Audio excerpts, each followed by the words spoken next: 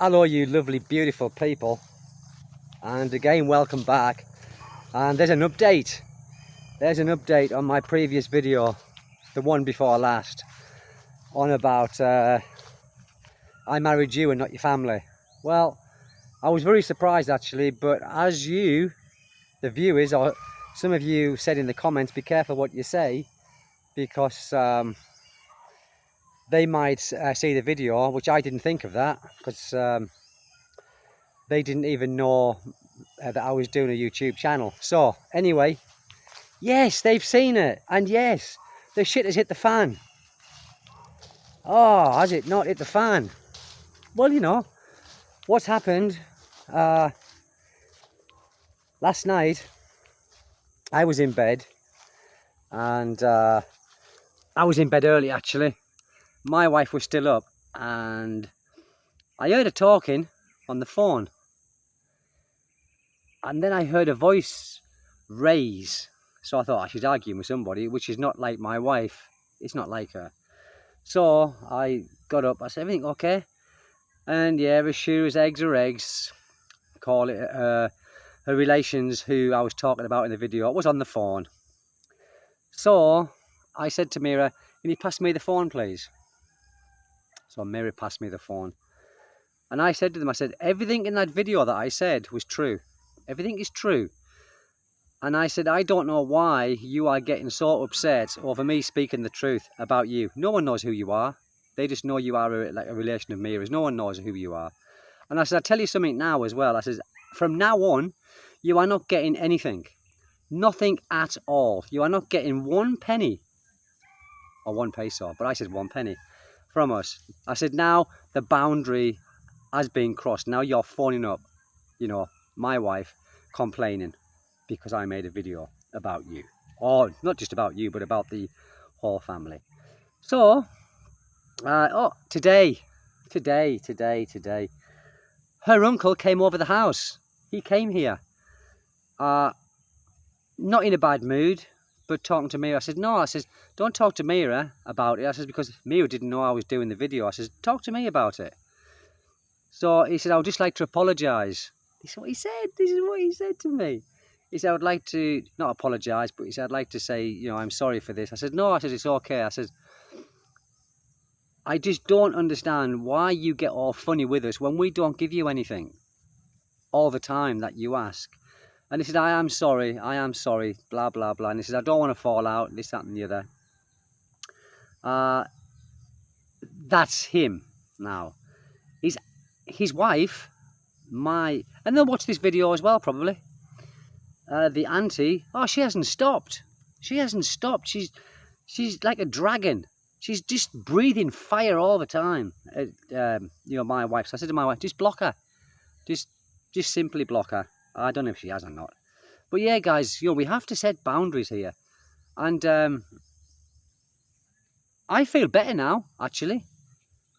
My wife, you know, so I said to my wife, I said, look, I said, I'm sorry if I've caused you any disturbance. She said, no, you haven't, Stephen. She said, it just goes to show you exactly what they like. So yeah, they will see this video again. And my wife, for the first time, I heard my wife stand up properly against her family over this. And I was very, very surprised. I was very proud of her, actually, you know, for doing it. So yeah, guys, listen, like I said, and from the thousands of comments that I got on the video, you guys are going through the same thing, or many of you guys are going through the same thing, or have gone through it. And do you know something? It is time that, you know, we set these boundaries. And I think it's time for all of us to think, look, enough is enough. Enough is enough. If we want to give you something, then that's brilliant. If you are in deep, deep trouble, yes, of course I would help. I said this to her uncle, actually. I said, if you was in hospital, I said, and you were dying, or, you know, like any of your family, I said, I would help. But I said, I wouldn't just give you money just for the sake of it. I haven't got it anyway to give. But even if I did, guys, I still wouldn't do it out of principle. Out of principle, you know. There has to be a line drawn into the sand, and now I've drawn that line. So I'm so happy I did that video, and I'm so happy that they saw it. I don't know what's going to happen between her auntie. She's normally a very quiet person, but of course you're bringing up money. She's not, she's just gone mental, like a dragon. So my wife has blocked her now. So I hope that they come over. She won't come over, but as I said, the uncle come over and he said, look, take no notice of her name. I won't mention her name. Take no notice of her. I said, you should be all right. I said, what do you mean she'll be all right? I said, I haven't done anything wrong. I haven't done anything wrong for her to be upset. I've only said the truth that the only time you really want to contact us is when you want money. And when we say no, we haven't got the money to give you, then you get all like this, shirty, and don't answer calls and then don't come to the invites. And generally, you would be at these, these invites even before I could invite you. You would smell it, But guys, yeah, that's enough of that. But all you guys are going through the same thing. Again, as well, it depends on the family.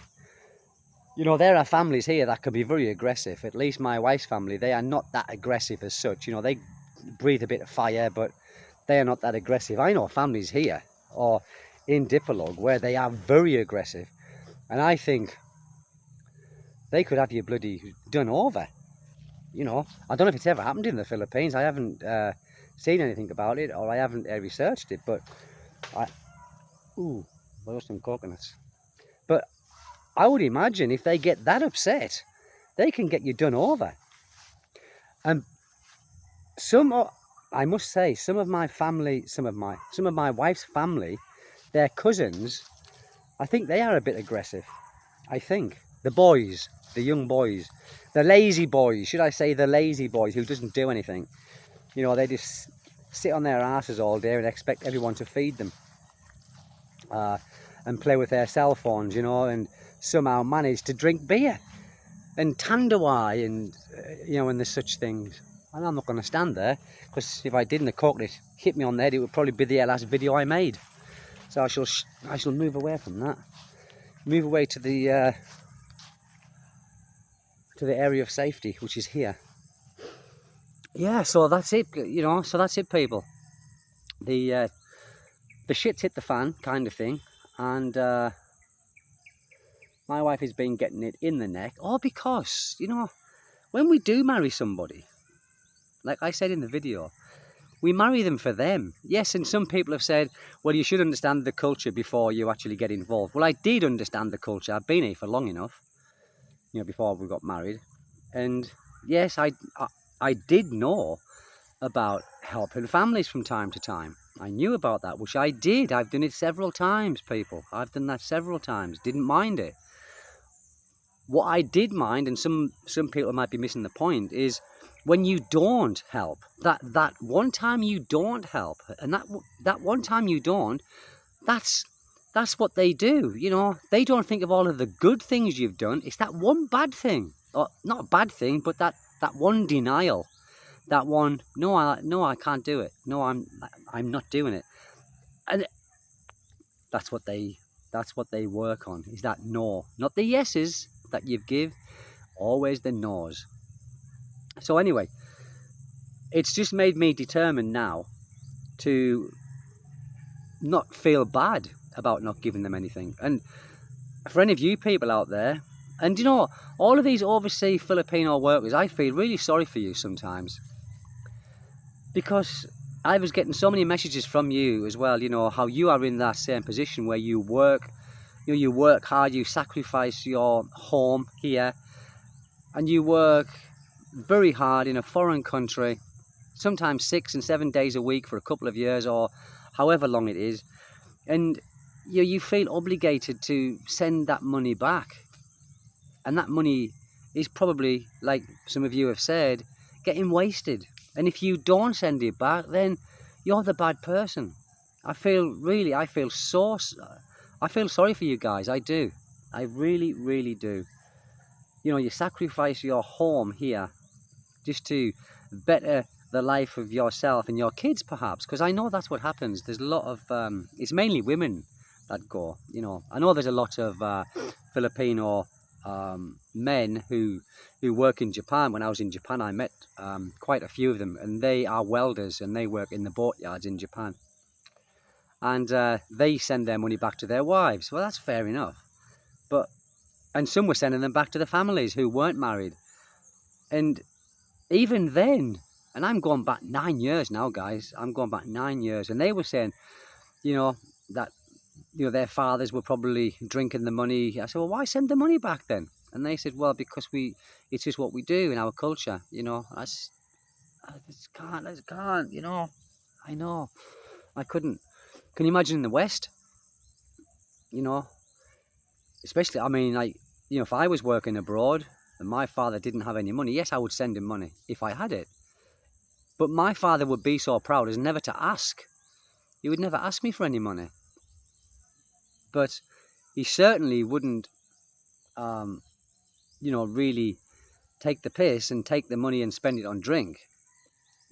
I mean, it's not going to happen now. He died. But my father never asked me for a penny.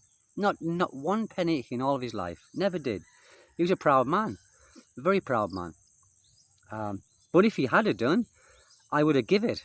Because I knew that he would have been desperate even to ask for it. But he never did. That's the difference between our culture, I think.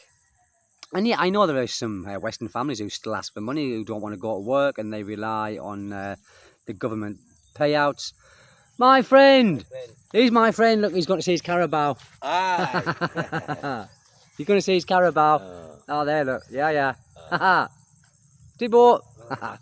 So, yeah, there are many people that in the West, who do rely on handouts. But because they get government payments, they're probably better off than a lot of people who work.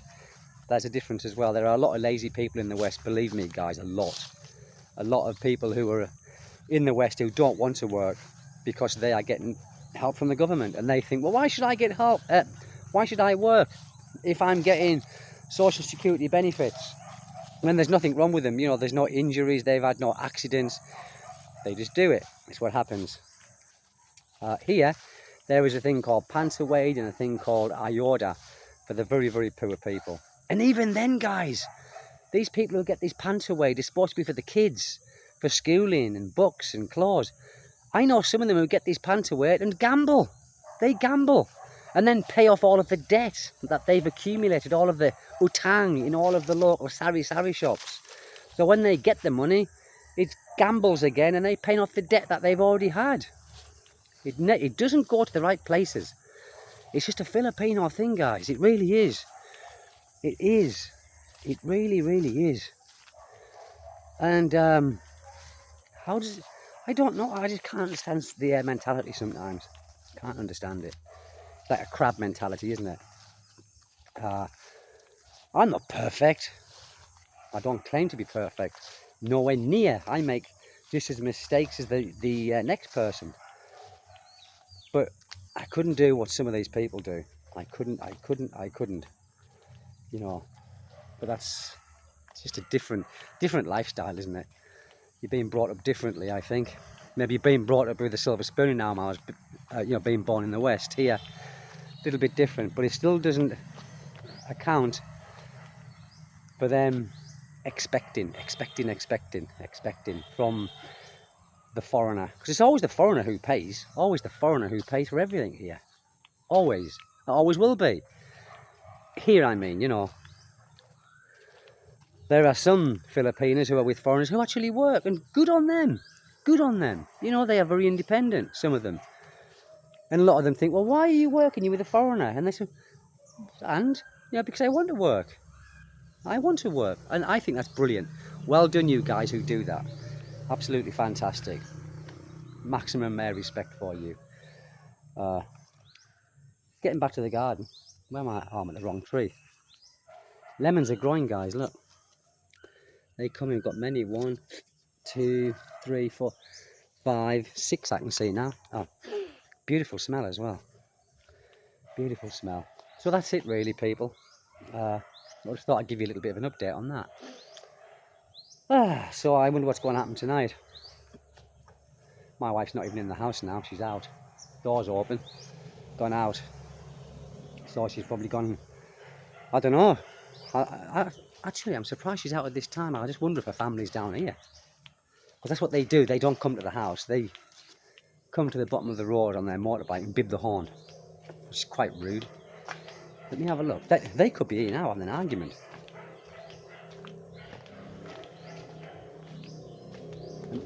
You never know, guys, you never know. I'm going to have a little look. Let me have a look. If they are, I'll show you.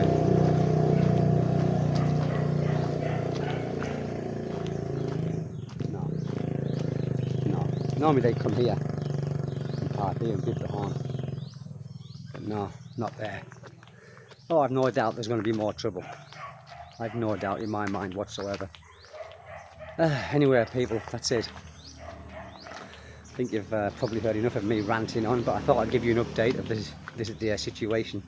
Like many of you guys said, don't say what you're saying, you're going to cause trouble. It did, you're right, it did. But it had to be said. It had to be said. In my opinion, what I said, it had to be said. So, thank you guys for all your subscriptions and the likes and everything like that. I really do appreciate it. It helps. Take good care, you lovely people. Bye bye.